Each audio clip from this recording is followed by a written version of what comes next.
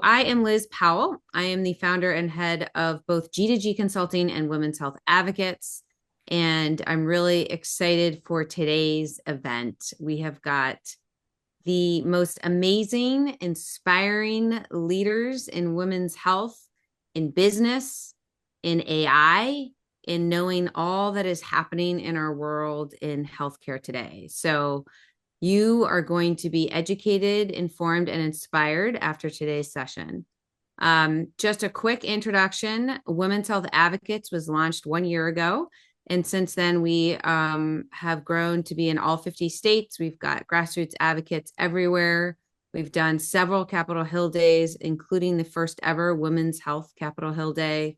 We've done 15 events across the country, both coasts and in between. We are growing like crazy. We are harnessing the amazing energy and talent across this country in this women's health space, which is all of our health, head to toe, over the lifespan, and expands far beyond having babies, which is what it has been labeled as for far too long. So all of the health of women is what we are addressing at Women's Health Advocates. So with that, I would love to pass it on to our esteemed moderator today. Kait Tucson is someone I've admired and worked with for several years now. She is a true leader in women's health, also in communications and marketing, and knows how we communicate is vital to what we understand, what we're able to do, what we are empowered to do or not empowered to do. So she is the perfect person to lead today's discussion. So with that, I will pass to you, Kait. Thanks so much, Liz. I'm honored to be moderating such an incredible panel and very topical discussion. So just a quick context about me. Thank you, Liz, for that lovely intro.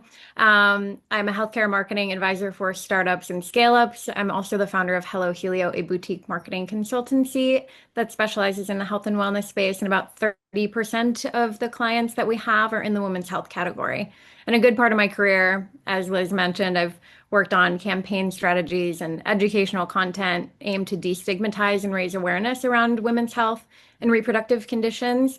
I've worked across diagnostics, life sciences, health tech, you name it, and have even led marketing communications at a large academic medical center. So I've kind of touched many aspects of this ecosystem.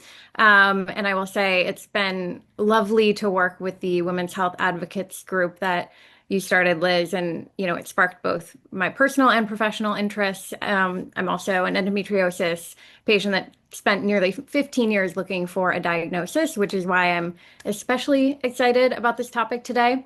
But let's get to it. I want everyone to hear from the panelists and why they're here and why this is such an important part of their own mission. So, Priyanka, since you're first in line here, I kick it to you. Amazing. Can you hear me okay? Yes, we can. Amazing. Well, I'm so honored and excited to be here. Thank you, Liz, as always, for bringing together the most amazing community of people. As you mentioned, I'm the co-founder and CEO of Evvy.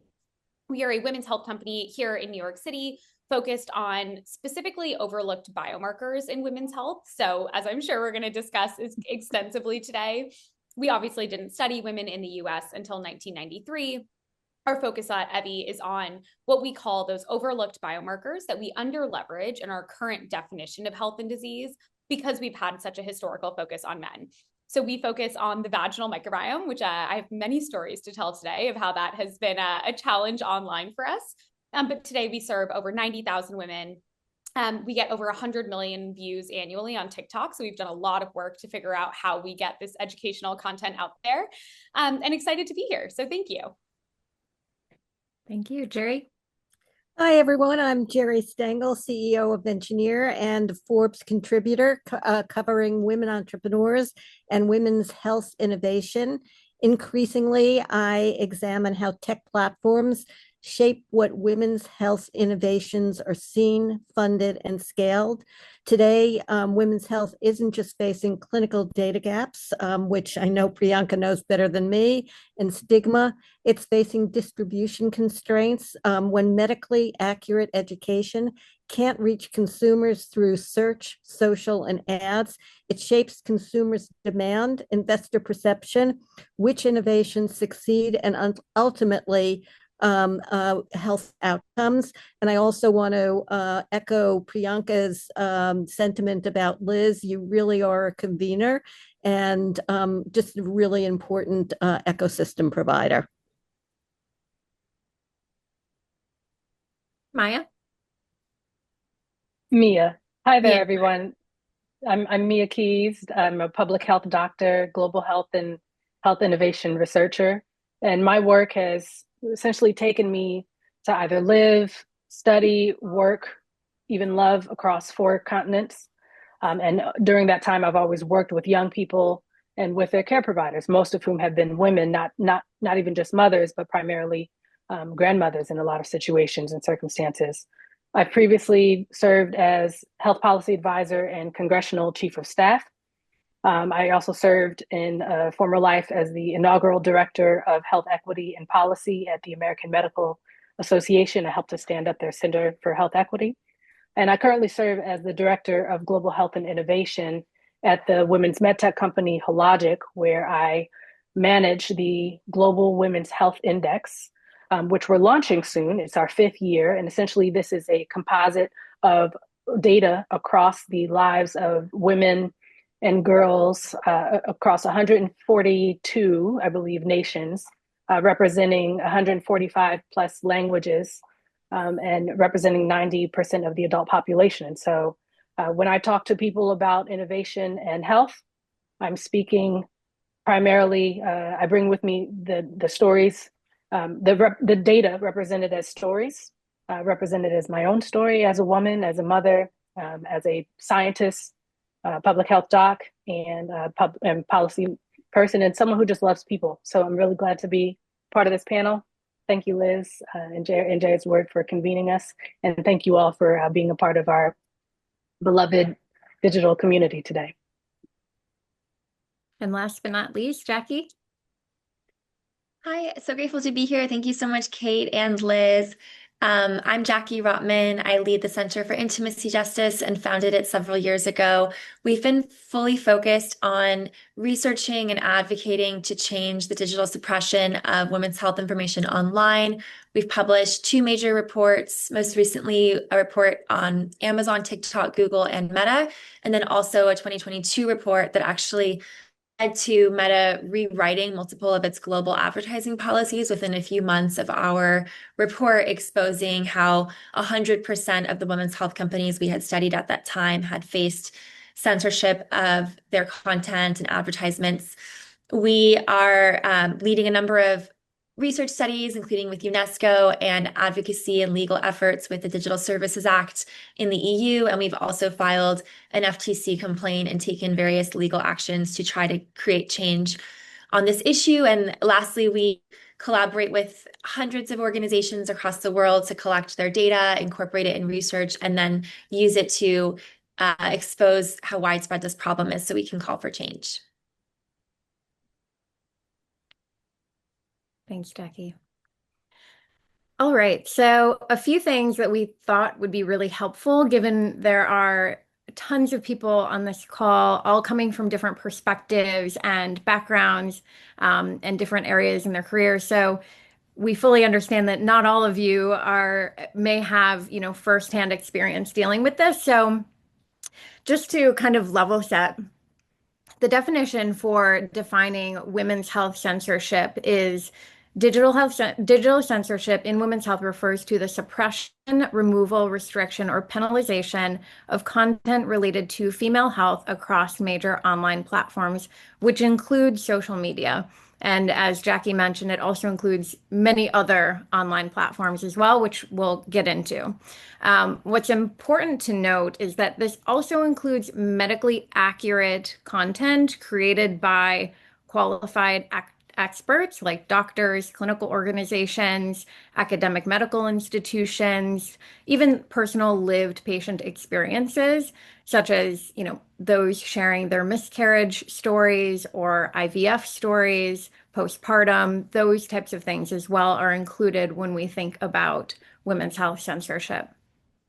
And this isn't just for paid advertising either. It also extends to organic educational posts, and also you'll hear all of us address some of the issues that have extended to more traditional media outlets as well. So another important note to make, and then we'll dive into some examples. It does not include any sexual or explicit content, and that's another important point to make. That's not what we're referring to today. So the impact has been well documented thanks to a couple of even more recent reports from Censorship, The Case for Her, and Jackie's organization, the Center for Intimacy Justice.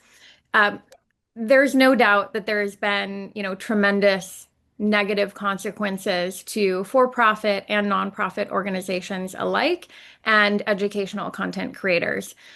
There's tons more data beyond this, but more than 90% of the respondents in all of the reports have experienced this type of censorship across various platforms. And we'll continue to talk about some examples, but the impact is absolutely real. I'm going to start us off with actually rather lovely and somewhat fun video to kick things off, just to give us all a little bit of grounding and context for what are these types of contents that were content censorship issues and what types of content is it affecting. This one is from Bodyform, and the purpose of this video was actually meant to destigmatize periods and menstruation. And they fought with TikTok for about 6 weeks to get this approved. However, 6 weeks is actually not so bad. And I'm sure you'll hear some other stories where it's taken much longer. But here's an example for you all.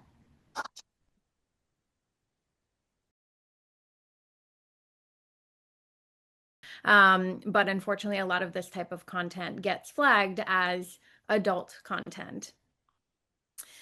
Here's some others, and I'm going to move through these really fast. We will make this whole presentation available to you all at the end. There's a couple of examples between these two slides that I want to point out, these are medical providers, they're doctors, they're verifiable, credible sources, right? And their content continues to be censored, as you can see here, with the asterisks covering up the anatomically correct terms as they're trying to use their platforms to educate. Meanwhile, in contrast, you see ads from the likes of Hims, and in this one, Mojo for erectile dysfunction, and talking about sex, and these things are not getting censored. So some really important contrasts to point out here. Here's another one from the Center for Intimacy Justice report, and there's tons and tons more in that report. So I would encourage you, if you want to look at more examples, definitely go there. But you can see this is an ad talking about menopausal anxiety awareness. And here's an organic social post that was approved to run on social media for Playboy. Meanwhile, this menopausal anxiety ad was getting rejected. So moving on, Priyanka is going to talk about some more examples and dig into this quite a bit more, but you can even see here two very comparable, at-home test kits, one for testing sperm quality, and then, Evvy's, which is, for, vaginal microbiome testing, and theirs are getting rejected. Meanwhile, the at-home sperm tests are getting approved. This isn't just on social media, which is important to note here. You can see some billboards in Times Square. There's a great article about this linked in the deck, which you can dig into on your own. There's also some work that's been done around changing the color, for instance, in period commercials and content. And it wasn't until 2017 that Bodyform finally got approval to use red rather than blue. And then even more recently in the Oscars, Frida, a postpartum product company, wanted to destigmatize the postpartum recovery experience, and their ad was sadly vetoed for not abiding by the guidelines. And unfortunately, they missed out on all those viewers. So you can see how it spans beyond social media, and it continues to make headlines. So without further ado, now that everyone has a little bit of context and some examples to ground us in, I'm going to kick it over to the panelists. I'm actually going to stop sharing so we can see everyone's lovely faces. So Jackie, I'm actually going to start with you. Your organization has done some incredible research. You've interviewed, I think it's 160 companies and organizations across 4 different platforms to really articulate how this problem is happening and improve the impact. So can you share some of the insights that you gathered along the way, and what you've learned in speaking with folks at these different organizations that have experienced this? Definitely. It's been amazing to see the women's health sector come together on this issue. I'll share a couple of, what I'll do is I can share some of the strategies that we've used so far to seek to affect change, and then where we see other levers ahead and where we still need more strategies and levers on this issue. In 2022, Center for Intimacy Justice released a report. We released a report that was in the New York Times and followed by 130 media outlets. We showed that 100% of the women's health companies we had studied had faced this censorship, and 50% had had their entire advertising account suspended at some point in time. And in response to that, we actually got a lot of US policymakers to take action.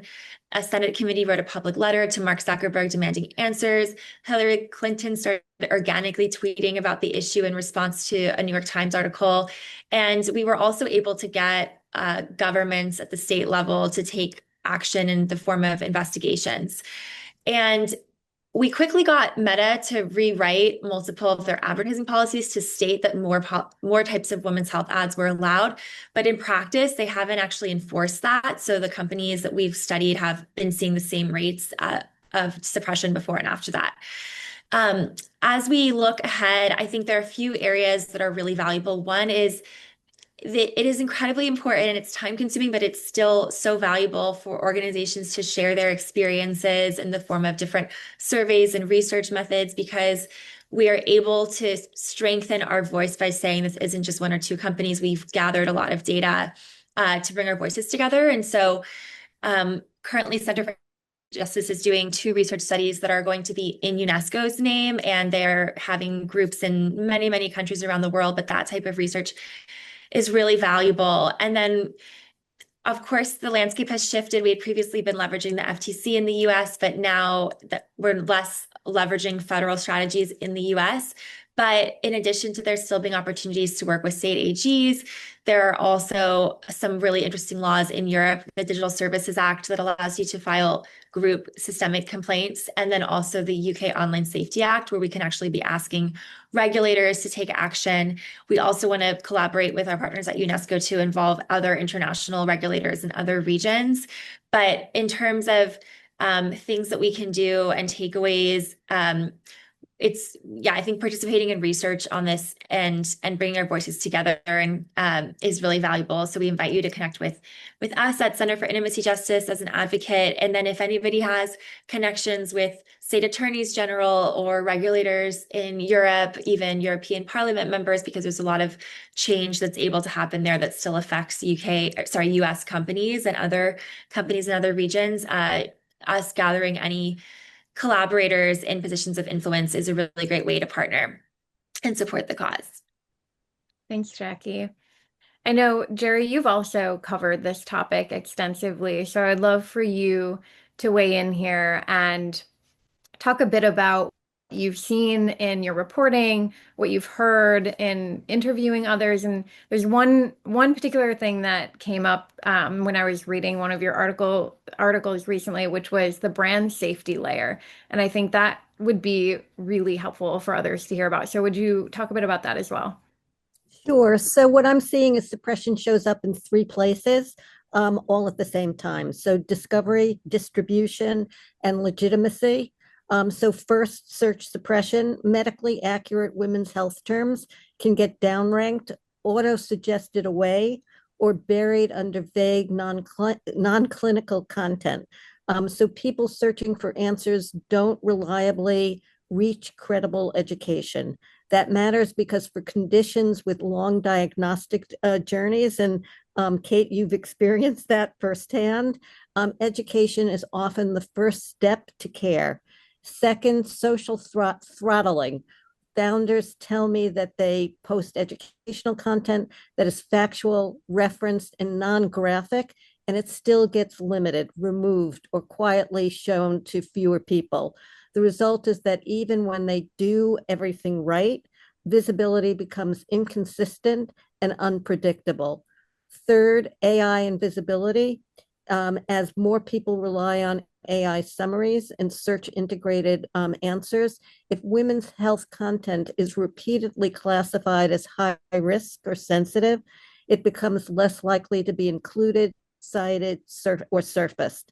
That's not just a content issue, it becomes an infrastructure issue. Now, the term brand safety layer is the hidden system that sits between content and monetization. It's not only the platform's written policy, it's the risk controls used by advertisers, for ad verification firms, and automated safety filters that label topics as restricted, mature, or unsafe. When women's health gets routed into that bucket, it can be treated like a reputational hazard, even when its standard is medical education. And it goes beyond paid advertising. It affects earned media and distribution too, because publishers and creators make content decisions based on reach, monetization, and whether content triggers restrictions. So the market signal becomes this category is hard to distribute, which can be misread as category is commercially fragile. Yeah, all really good points. I think we could spend the next 45 minutes on. But Mia, you've studied innovation.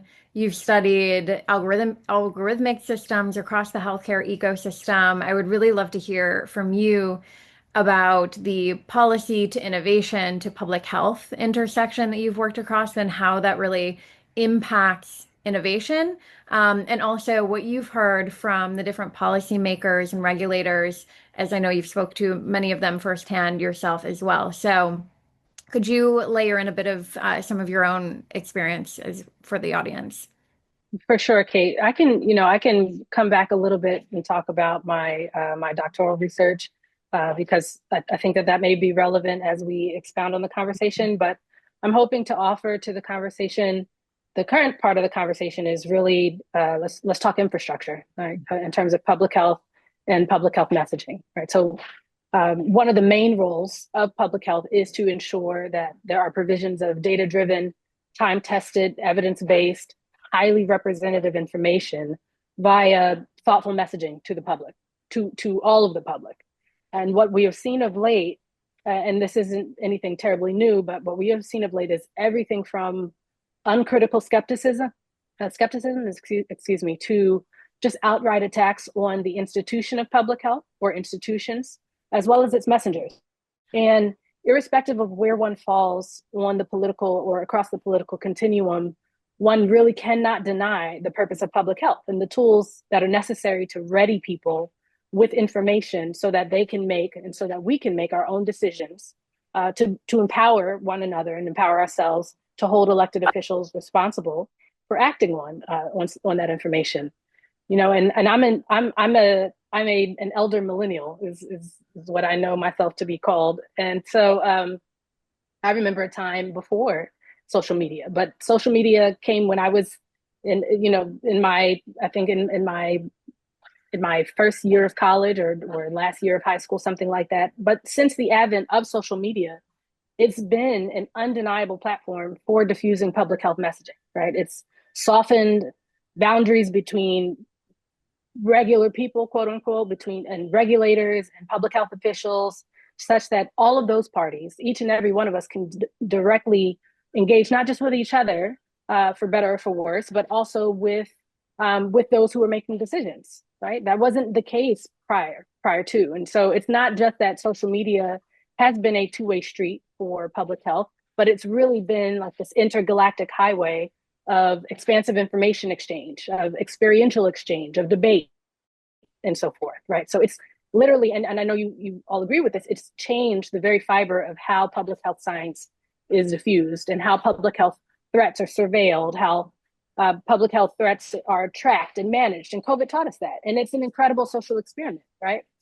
And it's also where we meet. This is, I said in my opening, the beloved digital community. And I mean that. We come together when we're not together, right? And so, however, as with all of our social experiments, our social algorithms or social patterns, because algorithms are really just 1-2 step, they're patterns, have always been designed in some way to uplift the voices of the preferred and the powerful, and to stomp out or to silence in some way the perspectives of those who have not historically been. And so in this way, the algorithm, if you will, of public health suppression is nothing new. That pattern is historic, especially as it pertains to women's health. We can look at pre-20th century pre-20th century public health medicine, right? And a good portion, frankly, of the 20th century too, wherein women were actively silenced. They were claimed to be hysterical. Assertiveness, ambition was, all and boisterousness. All of these were pathologized conditions. The answer of which was, or the answer from science and medicine was, institutionalize women, or to sterilize women, or to perform involuntary hysterectomies, and so forth. And so once we begin to deepen that conversation and really understand that what we're seeing is really nothing new, and especially when we start to layer it, that critical health suppression conversation, layer it with conversations at the margins or intersections of society, those patterns or that algorithm is clear that women who, in general, but especially women who have not been, or who are not white, have been heinously impacted, right? One of my books that I'm reading, I have a ton of books, you can't see it because it's blurred out, but one of the books that I'm reading and I consistently read is called Say Anarcha. It's about one of the mothers of gynecology, and I'll raise their names here, Betsy Lusa Anarcha, activists like Fannie Lou Hamer. These were women who set out, really without any anticipation, to frame what we today know as women's health. And I can go on. So essentially, to answer your question, why is it important to address AI, and whether you're calling AI artificial intelligence, augmented intelligence, ambient intelligence, all of the ways that AI shows up in healthcare, and especially with respect to women, to this conversation, it's really important that we think about that intersection of public health and policy and innovation. And I would assert also, to Geri's point, from a business perspective, right? Because it impacts markets. And so here we are in the 21st century, and suppression of right health information, again, is nothing new. It's still a threat to half the nation's population, which means it threatens the well-being of everybody. Yeah, thank you. You mentioned business, and at Priyanka, I'm going to kick it off to you because you've invested an incredible amount into market shaping. And as a marketer, I know what that means, to bring to market a product in a new category, to shape that category, particularly one that is regulated, stigmatized, and just generally consumers lack a lot of knowledge and education about what you offer. So can you give some very real founder business point of view on what it takes, the resources, and how education is so critical for patient access to health? Absolutely. I mean, so much to learn here. So thank you all so much for sharing. It's so interesting to hear that so many of the things that we are dealing with as a fast-growing venture-backed company are things that really are rooted in challenges that have existed for so long. And I can tell you that they are alive and well today. I think from a business standpoint, I think we all know as women that the healthcare system was not designed for us. As we've talked about, we didn't study women, we didn't design. I mean, we barely have CPT codes to cover the diagnoses that we have. We lack diagnostics, we lack therapeutics. And I think the unfortunate reality is that the system in so many ways is just not incentivized to change for us, right? When you think about the healthcare system itself. And I think what you're seeing is more and more people like myself who have been, I always joke, I'm a patient who was frustrated one too many times with the system, who step in and they say, there's got to be a better way. We have to be able to do this differently. Women are controlling markets. We're controlling the way that money moves. We have to be able to build solutions that actually meet their needs. And that has to be a business opportunity, right? This is half the population. This is a large contributor to the US GDP. And so what you're seeing is that women are stepping in to build solutions for women directly. And we are doing a lot of the education online for our patients. Because look, at the end of the day, even medical schools are lacking education on a lot of women's health specific information. And so because of that, oftentimes we can't just go to our doctors and expect that we're going to get the best information. And what's happening is that women are turning to the internet. And so just to ground us in the example of Evvy, so as I mentioned, we're focused on the vaginal microbiome. As I'm sure all of us on this call know, vaginal discomfort is the leading reason that women seek healthcare advice in America. And when we go to the doctor, we are more likely to be misdiagnosed and not get better than we are for the opposite of either of those two things to happen, which depresses me time I say it. But also, it turns out that the vaginal microbiome really modulates inflammation for the reproductive system. And you see that when you have dysbiosis or pathogens or bad bacteria, you see higher rates of infertility and IVF failure and preterm birth and cervical cancer progression, right? And I'm sure people on this call had no idea that that was the case, right? I didn't know that before I, learned about it and decided to start this company.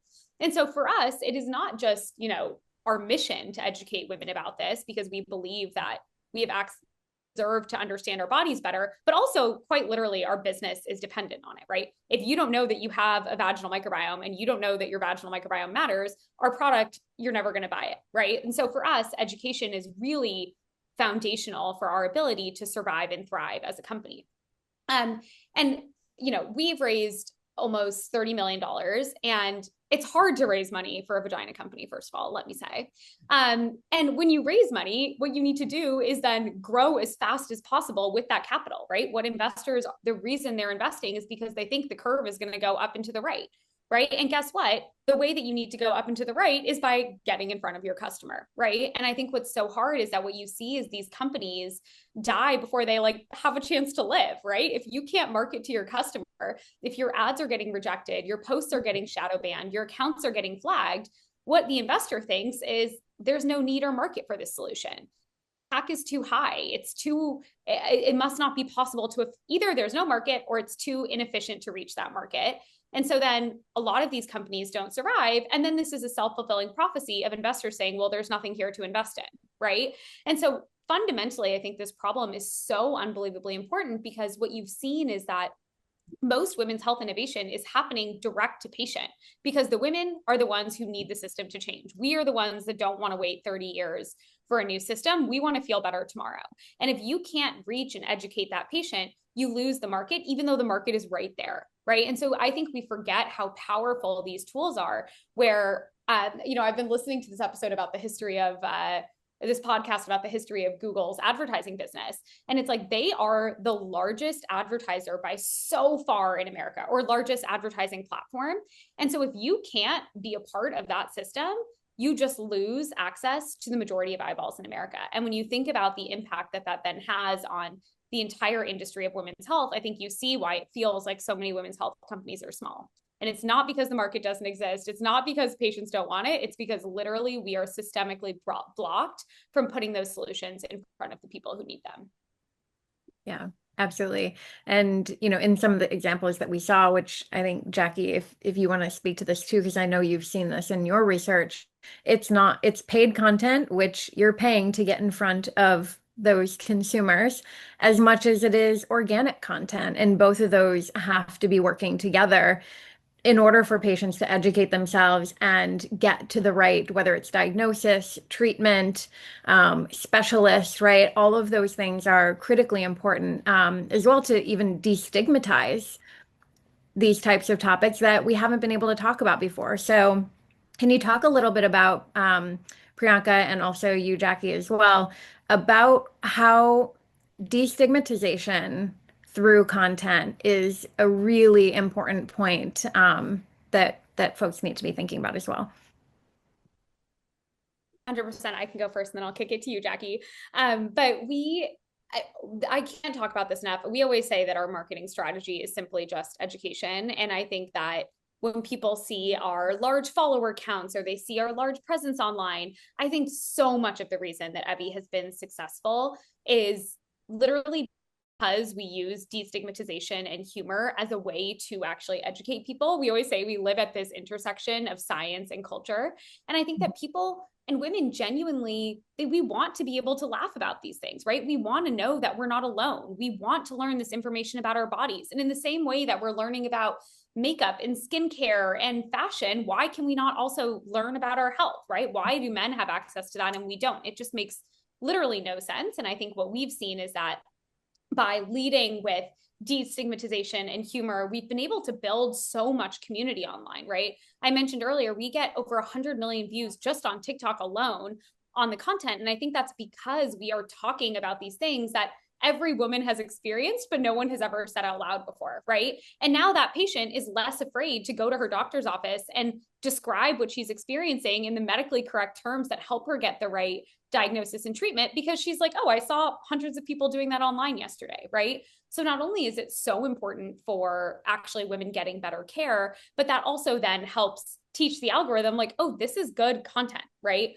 And I can get into all the hilarious ways that we have done that. You know, we use the @ sign in vagina instead of the A. We say segs instead of sex. Like, you have to have all of the tools in your toolkit of how you actually get your content out there. But I think what we are evidence of is that when you get the content past these filters, women want it. And there is a market and it is valuable and women are learning. And so if that is motivation enough for you, Jackie, to keep going, it is so unbelievably important. Oh, so amazing. Hearing you talk about it, Priyanka, is making me all energized. And you spoke so well about it. And just adding to the topics on stigmatization, it's interesting because for those of us that visited New York in the few years back, you would walk through the subways and see these massive advertisements of cactuses for erectile dysfunction, where it would just be a whole entire tunnel over 30 or 40 feet, this giant symbol of a penis. And I remember how much erectile dysfunction became so destigmatized. It went from something that wasn't really talked about to something where all the venture capitalists I would hang out with could rattle off like how common it was in your 30s and your 40s and your 50s, because Hims and Roe were raising mass amounts of funding at huge valuations for erectile dysfunction companies. And they were able to advertise in the Super Bowl and on the radio.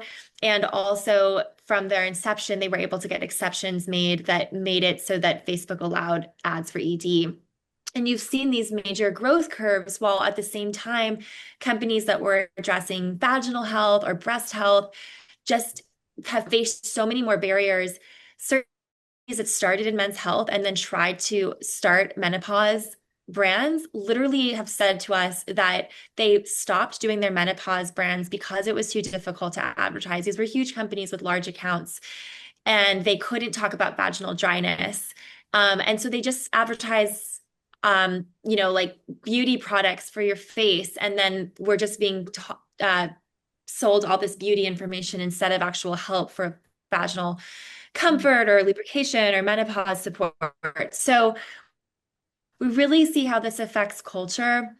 I've also seen a lot of ads about consent or sexual harassment get misclassified as escort services or other types of adult products. So when we aren't able to speak in a way that is supportive of consent or actually representing sexual agency or reproductive agency, that also affects our culture tremendously. So it's a issue around health access. It's an issue of economic access in terms of equal opportunity and growth curves for women-founded businesses or non-binary founded businesses, which make up 76% of the businesses in women's health. But it's also an issue around what narratives we're being told and what narratives are being blocked. And if we had more narratives of the amazing types of founders, like we're seeing with Evvy and so many others, then if those voices are amplified, it will affect our culture in really powerful ways. One simple fact is, and we're now doing interviews with people in China, so we're hearing the same thing in Mandarin with some of our UNESCO research, but we consistently hear that using the word vagina, or sorry, vagina.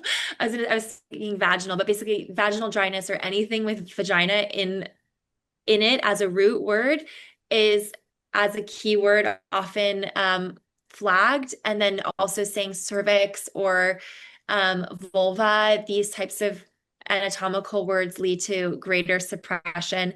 And so we're hearing companies where, because they're not able to say vagina or vaginal dryness, their customers feel like they're being shamed by the menopause company that's trying to serve them, when actually those companies and brands are handcuffed by the tech companies that are not allowing this. So I really want this to change, and it's just going to take continued effort and collaboration. Yeah, thanks, Jackie. Geri, I know I wanted to prompt you about the capital component and how this is impacting companies and the financial consequences. Can you briefly just give a little bit of context on that? Sure, absolutely. So when visibility is constrained, fundraising becomes more difficult in two ways. One, unit economics gets distorted. If you can't reliably use mainstream acquisition channels, ads, influencer distribution, or even organic search, your customer acquisition cost, CAC, can rise, growth looks slower, and payback periods stretch. That can push founders into growth that looks worse on paper, even if underlying demand is strong. Two, perception shifts. Investors may not say moderation systems, but they respond to signals. Why isn't this scaling faster? Why is the funnel leaky? Why do you need so much education spend? In women's health, education isn't a nice to have, it's a product wrapper, the trust builder, and often the category creator. That education gets suppressed. It can look like weak traction instead of block distribution. What I've heard founders do creatively, and I'm glad Priyanka spoke before me, is that they diversify channels. So, and they do it early. Email, community, adding clinicians to their teams or as advisors, podcasts, direct referrals, in real life events, anything that reduces reliance on a single platform. They build compliant language, playbooks which is frustrating because it forces medical education into euphemism. They invest heavily in owned audiences because rented reach has become unreliable. But those workarounds cost time and money, and that's the real capital markets issue. We're forcing category builders to spend on detours instead of innovation. Yeah.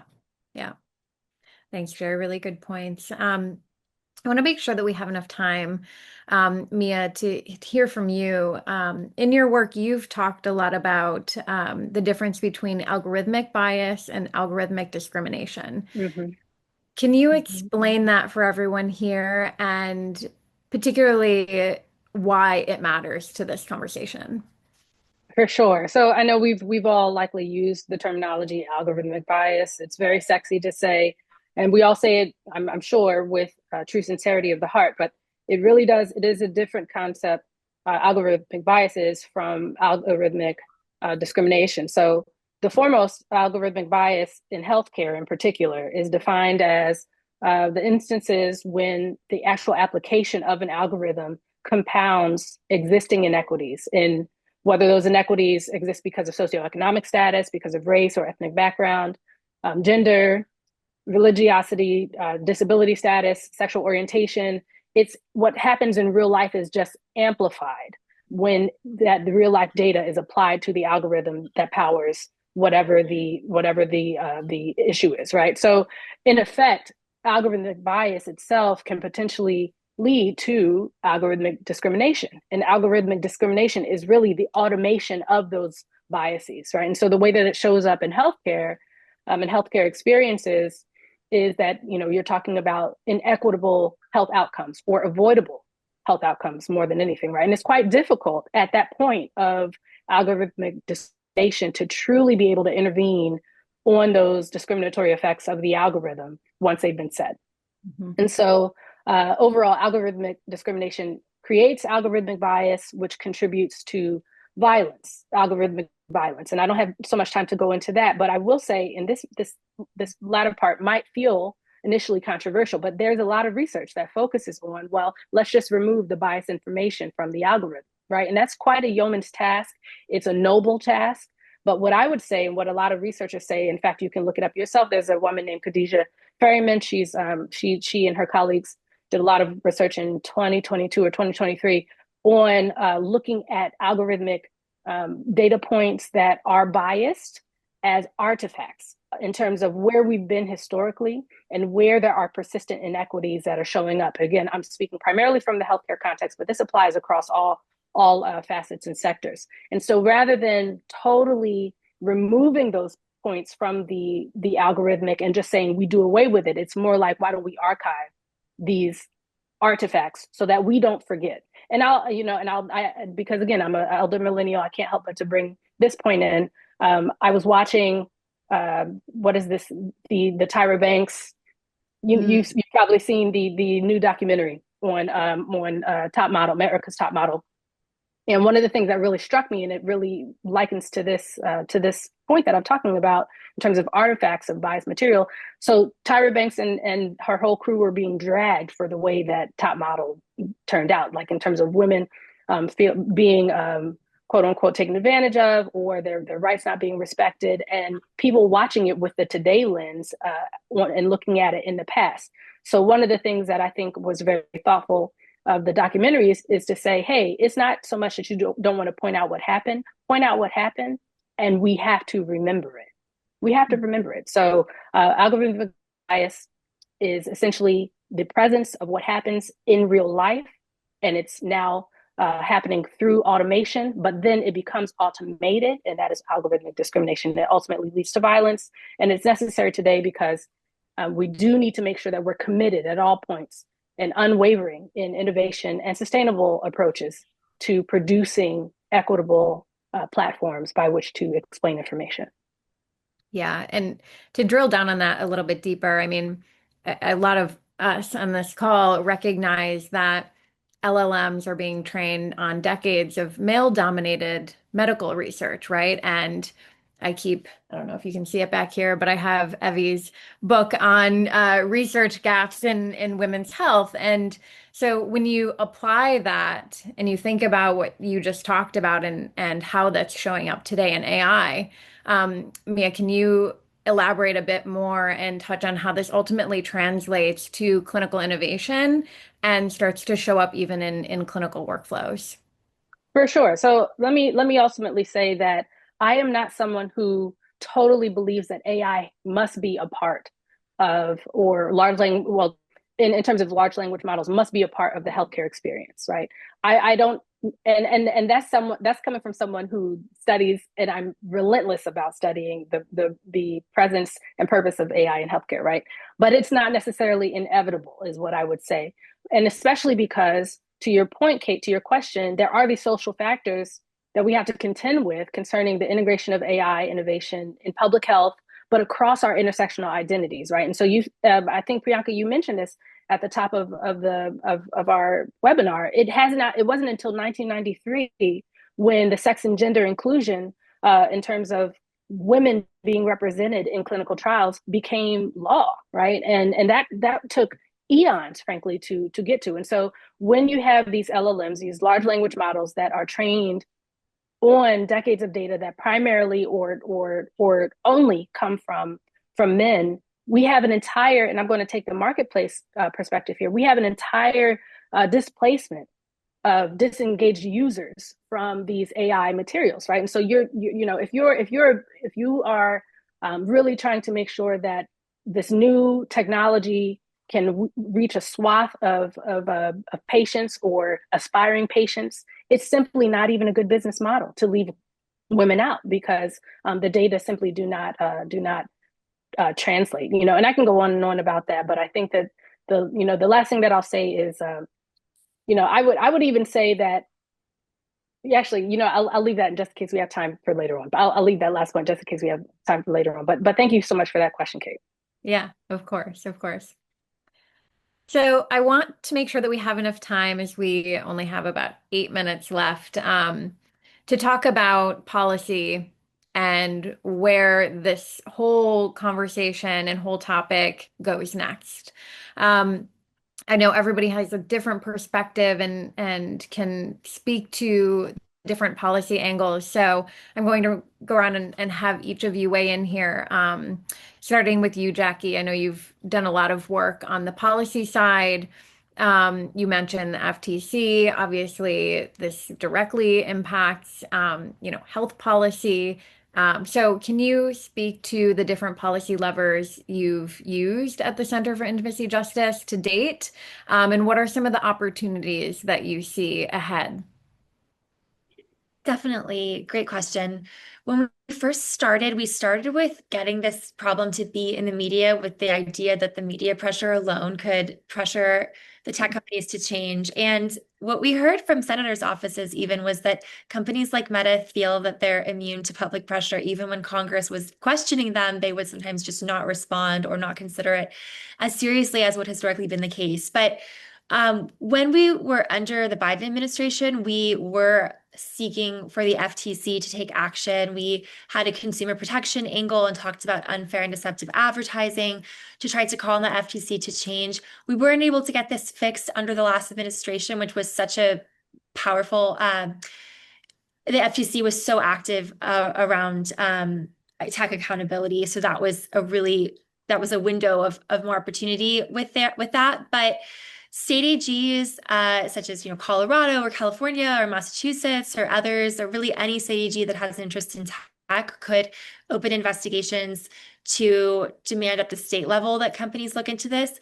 The other area that we're extensively looking into is a lot of groups are looking to legislation in Europe, even if they're not based in Europe or when these issues are global, because Europe has had stronger protections they've been developing. So there's a Digital Services Act in the EU, and it allows filing complaints, which we're currently working to do, saying that these platforms are failing to address systemic risk. We're also planning to file complaints under the UK Online Safety Act. And so we're partnering with local groups there and calling for global data. And then I think there's a lot of opportunity in convening. We're hoping that when we publish future research with UNESCO, we can continue to bring together civil society, tech companies, and policymakers. In the United States, it's difficult. Because of the law, Section 230, that gives tech companies immunity, it's more difficult to just sue them simply in court for things like discrimination and be successful from a legal standpoint, because there is so much immunity in the United States to date. But there are still pathways, and we think that Europe is a great opportunity. And if others come up with other political or policy strategies or have insights outside of the US and Europe, we're also always excited about exploring other levers beyond the ones that we've figured out with our partners at Harvard Cyber Law Clinic. But excited to collaborate with others. I know Mia has worked in Congress as well, so excited to hear others' thoughts on this too. Yeah, I was actually getting ready to turn it to you anyway. So what do you want to add your thoughts on that? It's so hard not to be over here just totally shaking my head to everything everyone is saying. But I think you set it up perfectly there, Jackie. But I would take a step back, because since we are talking about suppression, I would even say that the outright suppression isn't even like the best blatantly adversarial tactic in terms of really trying to suppress women's health online or through digital platforms.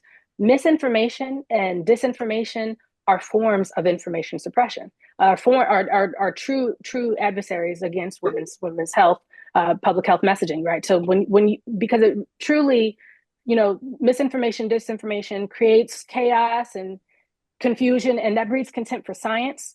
It breeds contempt for stories and the actual lived experiences of women as true data, right? It breeds contempt for institutions that should be hailed and at the very least held to account for the information that they provide to the public and to the way that information is delivered. So I think in terms of a policy deliverable, how do we overcome that?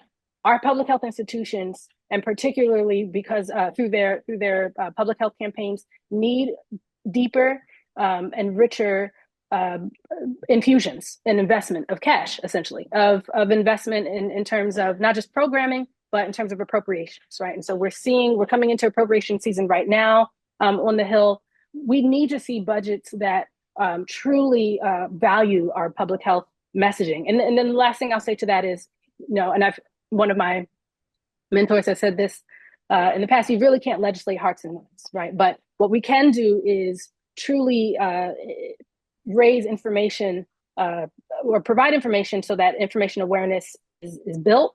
It's demonstrated as from the institutional side as trustworthy. So trustworthiness in and of itself has to be a way that audiences recognize that this information is not only real, but it's necessary, so that they can make their own decisions about its relevance, how they value it, and how they're going to uptake it, and make sure that across the generations, we're no longer vulnerable at women's health being suppressed. So I'll stop there.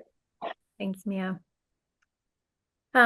Geri, you've talked a bit about platform accountability. So I would love to hear from you, and even just going back to that thinking around, brand safety layer, and what should platforms and AI companies, what role should they be playing? And are you seeing any silver linings or anything that gives any sort of hope out there? Okay. So if we want accountability, we have to be specific about what we want to ask for. So first, it's transparency that is operational, not performative. Operational transparency changes outcomes. It means clear, specific reasons for enforcement, consistent rules applied to similar content, and meaningful appeal pathways that include human review for legitimate health education. Performative transparency, by contrast, offers high-level policy statements or dashboards without improving predictability in practice. Today, the result of that gap is effectively inconsistent enforcement as the lived policy outcome. Second, separation of medical education from adult content classifications. The moderator's framing is key. This isn't explicit content. This is medically accurate education is being routed into categories like nudity or solicitation. That classification error is what triggers the downstream penalties. Third, audibility of the brand safety layer.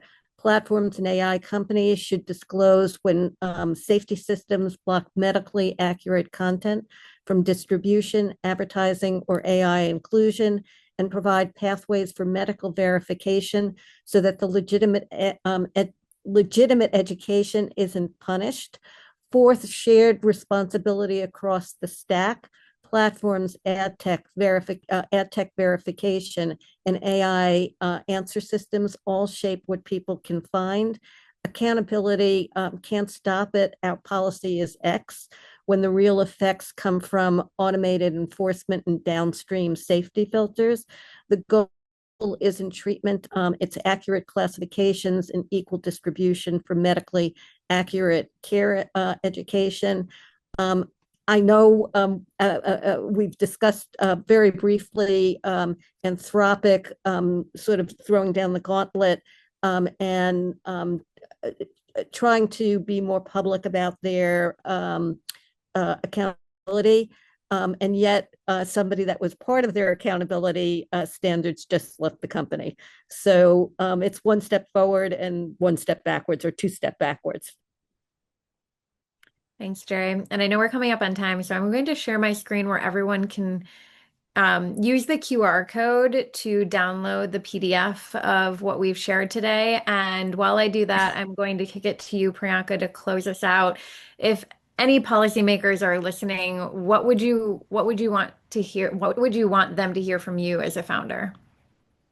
I think that one of the things, Geri, that you said really is actually like the tactical problem that we experience as founders, which is the way that they're getting away with systemically suppressing information is by calling it adult content. The most common problem that we have as a brand is being flagged as adult content. All I've got to say is with the billions and billions of dollars being flown into these AI companies, we've got to be able to technologically separate what is medical education and what is explicit content. These companies cannot have these valuations if something as simple as that is not technically possible. I don't believe it. And so to me, I think if we can enforce much better separation and accuracy around what is medical content and what is explicit content, I think that will remove structurally so many of the barriers that we face today. Yeah, thank you. Great point. So there's nothing, to your point, and your point as well, Geri, there's nothing that defines the source layer and delineates it from everything else. Liz, thank you so much for having us, and thank you everyone who joined us today. As mentioned, you can use the QR code to download the content that we shared. It has all of the source links in it. And there's also some email addresses in there if you want to participate in any research, provide case studies to Jackie and her team. Everything you need is right there.